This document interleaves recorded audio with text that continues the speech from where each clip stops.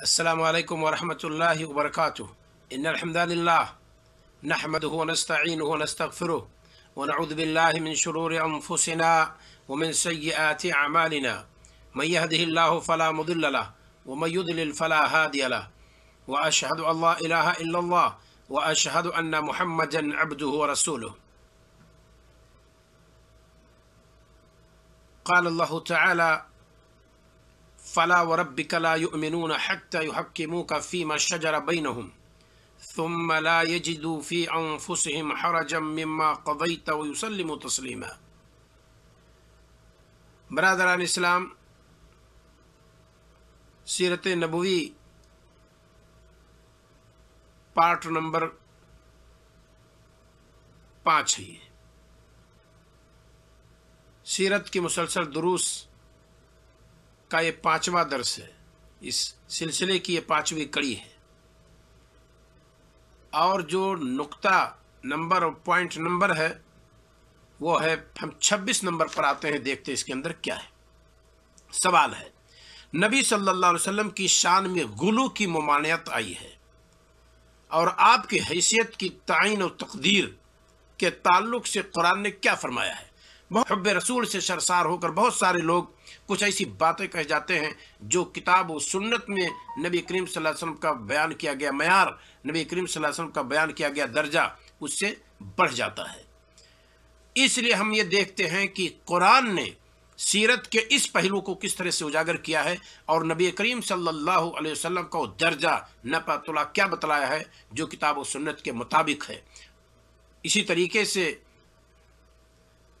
वो मयार अब हमें देखना है इन आयात की रोशनी में, जो मयार अल्लाह रब्बुल आलमीन ने नबी करीम सल्लल्लाहु अलैहि वसल्लम का बतलाया है, जो जिसमें ना नबी करीम सल्लल्लाहु अलैहि वसल्लम की मजम्मत होती है और ना नबी करीम सल्लल्लाहु अलैहि वसल्लम की शान में गुलू होती है, बल्कि वो ख़त है जो अल्लाह रब्बुल आलमीन ने खींच दी है। ज़रा देखिए, ये उन लोगों के ताल्लुक़ से ये आयत कहीं ज़्यादा मुनासिब है जो नबी करीम सल्लल्लाहु अलैहि वसल्लम की शान में गुलू करते हैं और आप सल्लल्लाहु अलैहि वसल्लम का दर्जा उलूहियत तक पहुँचा देते हैं, रुबूबियत तक पहुँचा बैठे हैं और अक़ीदा यही रखते हैं। तो ज़रा देखते हैं कि अल्लाह रब्बुल आलमीन ने वो क्या शान नबी करीम सल्लल्लाहु अलैहि वसल्लम की मुतय्यन की है और मुक़द्दर की है जो गुलू से पाक है और इसी तरीके से नबी करीम सल्लल्लाहु अलैहि वसल्लम की मदम्मत से पाक है। यानी जहाँ ना नबी करीम सल्लल्लाहु अलैहि वसल्लम की वो तारीफ़ हो रही है जो हद से ज़्यादा है और ना ही ऐसी चीज़ है कि नबी करीम सल्लल्लाहु अलैहि वसल्लम की इसमें कोई गुस्ताखी हो या आपकी शान को कम किया जा रहा हो, ऐसा नहीं, बल्कि मयारी चीज़ हम देखते हैं अल्लाह रब्बुल आलमीन ने क्या पेश किया है। वो मयार हम देखते हैं चंद रकात की शक्ल में जो गुलू से और तनकीस से पाक है और वो ख़त अल्लाह रब्बुल आलमीन ने खींच दी है नबी करीम सल्लल्लाहु अलैहि वसल्लम के रुतबे और दर्जे की, जो कि मुनासिब है एक नबी के लिए और एक रसूल के लिए और एक दुनिया के सबसे बेहतर इंसान के लिए। ज़रा देखते हैं। नंबर 1, आप सल्लल्लाहु अलैहि वसल्लम गैब नहीं जानते थे। बहुत सारे मुसलमान ये दावा करते हैं कि नबी करीम सल्लल्लाहु अलैहि वसल्लम को गैब का इल्म था। ज़रा देखिए कुरान ने क्या जिक्र किया है। अल्लाह ताला ने फरमाया नबी करीम सल्लल्लाहु अलैहि वसल्लम के ज़ुबानी आप सल्लल्लाहु अलैहि वसल्लम गैब नहीं जानते थे। ये नबी सल्लल्लाहु अलैहि वसल्लम का रुतबा है, इसमें आपकी कोई तनकीस नहीं है। कुरान में जिक्र किया अल्लाह रब्बुल आलमीन ने, नबी करीम सल्लल्लाहु अलैहि वसल्लम को कहने को कहा गया, वलो कुन्तु अअलमुल गैबा लस्तक्सरतु मिनल खैर वमा मस्सनी अस्सू। अगर मैं गैब जानता तो मैं जिस कदर नेकी कर सका उससे कहीं ज़्यादा कर गुजरता और मुझे कभी कोई तकलीफ़ नहीं हो पाती। इसमें कोई शक नहीं। गाहे बगाहे नबी करीम सल्लल्लाहु अलैहि वसल्लम को गैब का इल्म ना होने की वजह से आपको बड़ी तकलीफ़ें हुई और बड़ी तकालीफ़ का आपको सामना करना पड़ा। चाहे आपकी बीवी पर तोहमत लगाई गई जिसे आपने परेशान रहे। इसी तरीके से नबी करीम सल्लल्लाहु अलैहि वसल्लम के 70 सहाबा को बेर मऊना पे धोखा देकर के कत्ल किया गया, वहाँ भी नबी करीम सल्लल्लाहु अलैहि वसल्लम को गैब की खबर नहीं थी। इसी तरीके से नबी करीम सल्लल्लाहु अलैहि वसल्लम के घर में एक कुत्ते का बच्चा आया और वहाँ वो मर गया। जिब्रील अमीन जिसकी वजह से कई दिन गायब रहे, आए। नबी करीम सल्लल्लाहु अलैहि वसल्लम ने जब पूछा कि आपका वादा था कि आप आएंगे, फिर आपकी आमद नहीं हुई। जिब्रील अमीन ने कहा कि मैं इस वजह से नहीं आया कि आपके घर में कुत्ता था और रहमत के फरिश्ते لا تدخل الملائکۃ فی بیت فی کلب و صورہ، رحمت کے فرشتے اس گھر میں نہیں داخل ہوتے جس میں کوئی کتا ہو یا کوئی تصویر ہو۔ نبی کریم صلی اللہ علیہ وسلم نے کہا کہ ہمارے گھر میں کتا تو نہیں ہے۔ جبرائیل امین نے کہا کہ جا کر آپ دیکھیں آپ کی چارپائی کے نیچے۔ نبی کریم صلی اللہ علیہ وسلم نے جا کر کے دیکھا تو معلوم ہوا ایک کتے کا بچہ جرو الکلب وہاں پڑا ہوا ہے، مر بھی چکا ہے۔ نبی کریم صلی اللہ علیہ وسلم نے پوچھا اما عائشہ صدیقہ رضی اللہ تعالیٰ عنہا سے کہ یہ کب یہاں آیا؟ انہوں نے لا علمی کا اظہار کیا کہ مجھے نہیں خبر ہے۔ تو نبی کریم صلی اللہ علیہ وسلم کے گھر میں کتے کا بچہ آئے اور وہ مر جائے، جس کی وجہ سے جبرائیل امین آنے میں لیٹ کر دیں، اس کے باوجود ہمیں دعویٰ کریں کہ نبی کریم صلی اللہ علیہ وسلم غیب جانتے تھے، تو یہ غلط ہے۔ بہت سارے واقعات ہیں، بہت ساری مثالیں ہیں، ان سب چیزوں کو یہاں ذکر کرنے کی ضرورت نہیں ہے۔ بس نبی کریم صلی اللہ علیہ وسلم کا جو رتبہ اور درجہ ہے کتاب و سنت کی روشنی میں، اسے میں یہاں بیان کرنے کی کوشش کر رہا ہوں۔ دوسری چیز، نبی کریم صلی اللہ علیہ وسلم خزانے کا مالک نہیں ہے، خزانے کا مالک مطلق اللہ رب العالمین ہے۔ ذرا دیکھیے اللہ رب العالمین نے فرمایا قل لا اقول لکم عندی خزائن اللہ، آپ کہہ دیجئے کہ میں یہ نہیں کہتا کہ میرے پاس خزانے کی چابیاں ہیں، اللہ تعالیٰ کے خزانے کی چابیاں ہیں، بلکہ خزانے کی چابیاں تو اللہ رب العالمین کے پاس ہے، ہمارے پاس نہیں ہے۔ سورۃ الانعام کی آیت نمبر 50 میں یہ اللہ رب العالمین نے ذکر کیا ہے۔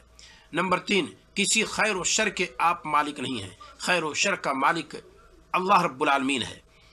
قل انی لا املک لکم ضرا ولا رشدا، سورہ جن کی آیت نمبر 21 میں ہے، آپ کہہ دیجئے کہ میں آپ لوگوں کے کسی نقصان اور کسی فائدے کا مالک نہیں ہوں، آپ لوگوں کی کسی گمراہی اور کسی ہدایت کا میں مالک نہیں ہوں۔ یہ اللہ رب العالمین نے نبی کریم صلی اللہ علیہ وسلم کو کہنے کو کہا، گویا کہ کسی نفع و نقصان کا مالک ہے تو اللہ رب العالمین ہے، نبی کریم صلی اللہ علیہ وسلم نہیں ہے۔ چوتھی چیز، اپنے آپ کے بھی کسی نفع و نقصان کے ہمارے نبی صلی اللہ علیہ وسلم مالک نہیں ہیں، یہ آپ کا رتبہ ہے۔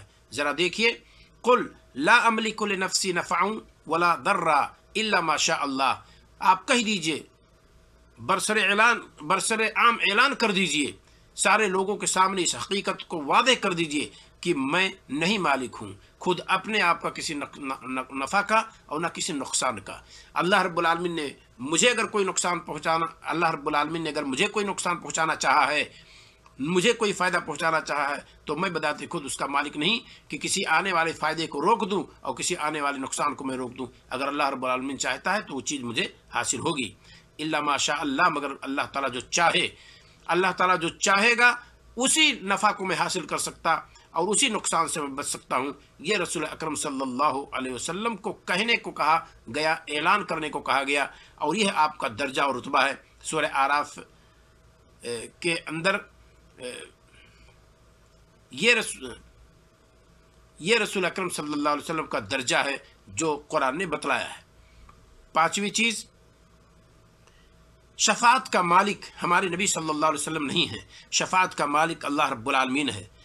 قرآن مقدس میں اللہ رب العالمین نے فرمایا قل للہ شفاعت جمیعہ، قل کہہ دیجئے للہ شفاعت جمیعہ، اللہ رب العالمین مالک ہے تمام قسم کی سفارش کا، لہذا اللہ کی اجازت کے بغیر کوئی بندہ زبان نہیں کھول سکتا ہے۔ من ذا الذی یشفع عنده الا باذنہ، کون ہے جو اس کے سامنے سفارش کرے اس کی اجازت کے بغیر؟ اللہ تعالیٰ کی اجازت کے بغیر کوئی بندہ قیامت کے دن زبان نہ کھول سکے گا۔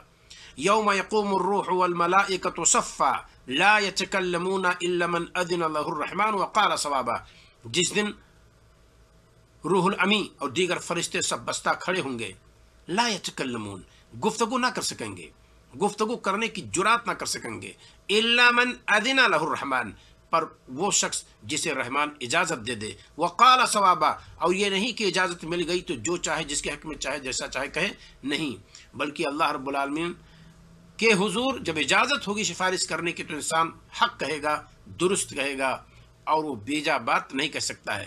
یہاں نبی کریم صلی اللہ علیہ وسلم کی شان بتائی گئی ہے۔ جب مسلمان اپنا عقیدہ فاسد کر لیں اور نبی کریم صلی اللہ علیہ وسلم کے تئیں یہ تصور کرنا شروع کر دیں کہ رسول اکرم صلی اللہ علیہ وسلم کی سفارش ہر بندے کو حاصل ہو جائے گی، جو بھی چاہے دامن پکڑ کر مچل جائے، ایسا نہیں ہوتا ہے۔ نبی کریم صلی اللہ علیہ وسلم کا رتبہ یہ ہے کہ آپ کو شفاعت کبریٰ کا حق ہے، لیکن ان کے حق میں جو بندے موحد ہیں، رسول صلی اللہ علیہ وسلم سے پوچھا گیا کہ آپ کے آپ کی سفارش کا سب سے زیادہ مستحق کون ہے؟ تو آپ صلی اللہ علیہ وسلم نے فرمایا الموحدون، توحید پرست لوگ جن کا عقیدہ درست ہے، وہ لوگ ہماری سفارش کے مستحق ہیں۔ دوسری حدیث میں اللہ کے رسول صلی اللہ علیہ وسلم نے فرمایا کہ اکثرہم علیہ صلاۃً، جو بکثرت میرے اوپر درود السلام پڑھتے ہیں۔ صحیح درود السلام کون پڑھتے ہیں؟ پوری دنیا جانتی ہے۔ درود السلام نبی کریم صلی اللہ علیہ وسلم پر صحیح طور پر جیسا آپ نے سکھلایا ہے، جیسا آپ نے بتلایا ہے، کون لوگ پڑھتے ہیں؟ ہم ان کی باتیں نہیں کرتے جو made in India, made in Japan درود السلام اپنے طرف سے بنا کر کے نبی کریم صلی اللہ علیہ وسلم پیش کرتے ہیں، اور اس طریقے سے پیش کرتے ہیں جو طریقہ صحابہ کرام کا نہیں رہا ہے۔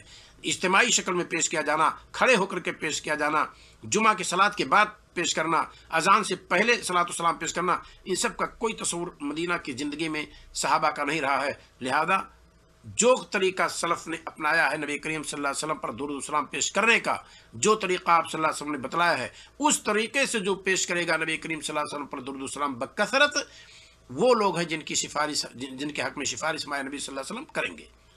ایسا نہیں کہ ہم جس طرح سے چاہیں نبی کریم صلی اللہ علیہ وسلم پر درود السلام کے نام پہ جیسا چاہے ہم اور آپ کریں۔ ڈھول اور تاشے کے ساتھ صلاۃ والسلام پڑھا جا رہا ہے، اجتماعی شکل میں پڑھا جا رہا ہے، ایک آدمی پڑھتا ہے، دیگر لوگ اس کو فالو کرتے ہیں اور اس کی اتباع میں پڑھتے ہیں۔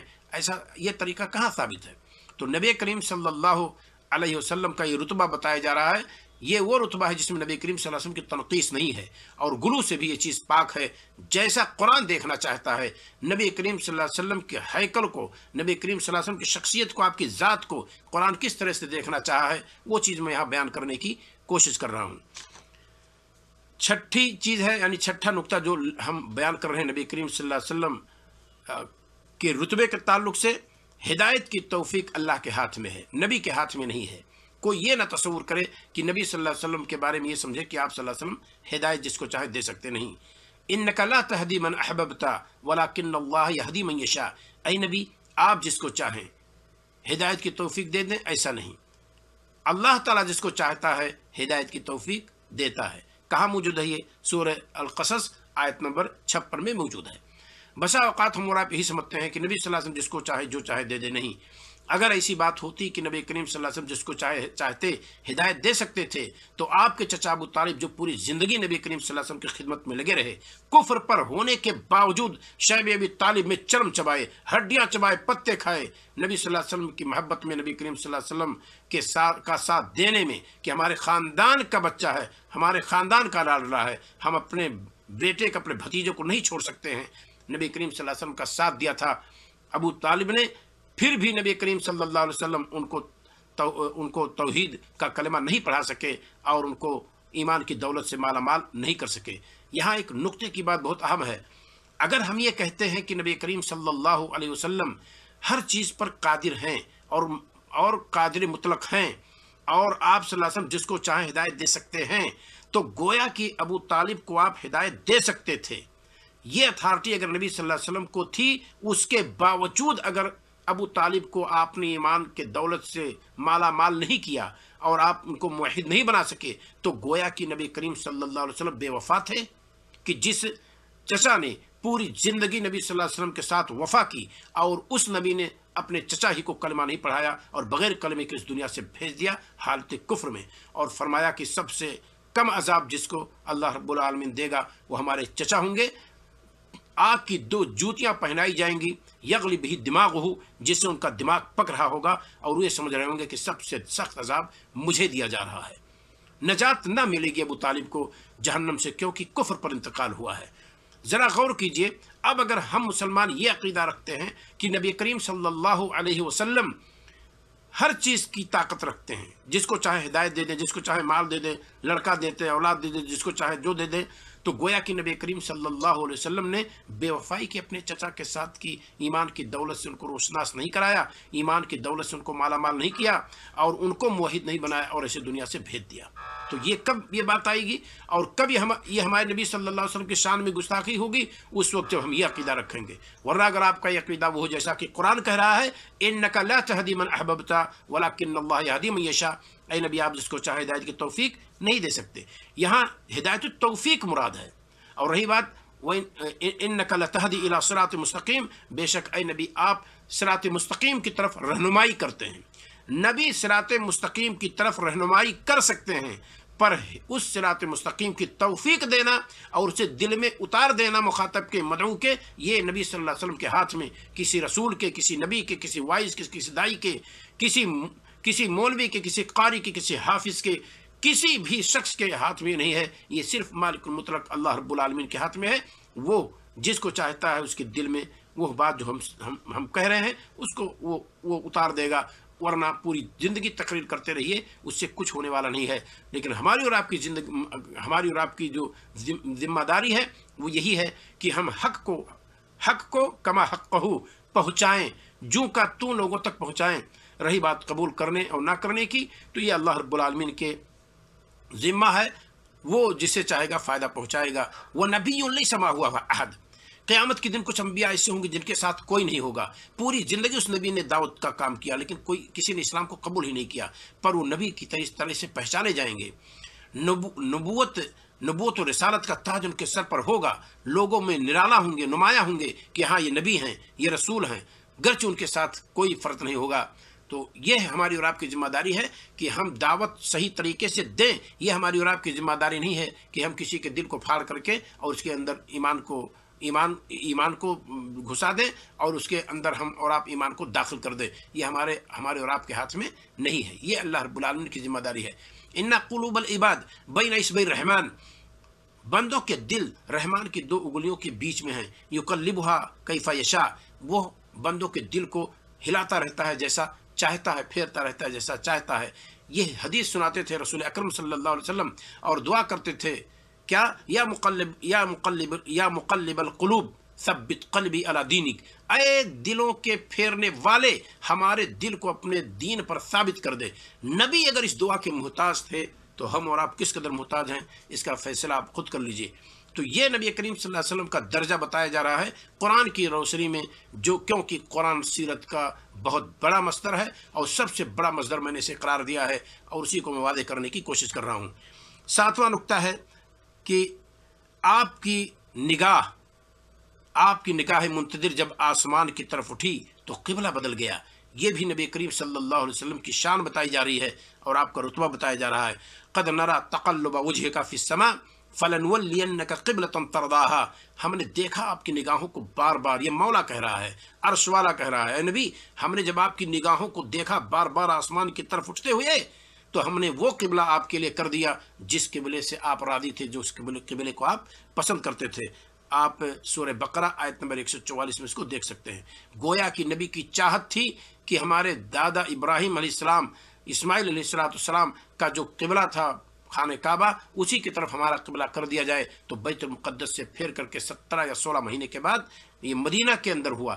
مدینہ کے اندر جانے کے بعد بیت المقدس ہی کی طرف صلاۃ ادا کرتے تھے، اور 17 یا 16 مہینے کے بعد جب قبلہ خانہ کعبہ کی طرف کر دیا گیا، کیونکہ نبی صلی اللہ علیہ وسلم منتظر تھے کہ کب ہمارا قبلہ خانہ کعبہ کی طرف کر دیا جائے، اسی کا تذکرہ اللہ رب العالمین نے کیا ہے۔ تو نبی کی ایک چاہت تھی کہ نگاہیں جب بلند ہوئی نبی کی، بار بار منتظر تھیں اس وحی کی، جو وحی یہ خبر لے کر کے آئے کہ قبلہ بیت المقدس سے خانہ کعبہ بیت اللہ الحرام کی طرف ہو گیا ہے۔ تو نبی جب منتظر تھے تو اللہ تعالیٰ نے ویسا کر دیا۔ اس میں بھی نبی صلی اللہ علیہ وسلم کی شان ہے گویا کہ، اور آپ کا رتبہ بتایا گیا ہے کہ نبی کی یہ چاہت تھی، اس چاہت کو اللہ تعالیٰ نے مکمل کر دیا۔ تو یہ ہے نبی کی شان ہے، اور یہ نبی کا رتبہ ہے جس کو قرآن نے پورے طور پر واضح کیا ہے۔ اللہ رب العالمین سے دعا ہے مولا ہمیں اور آپ کو سیرت نبوی قرآن کی روشنی میں بھی پڑھنے کی توفیق عطا فرمائے۔ السلام علیکم ورحمۃ اللہ وبرکاتہ۔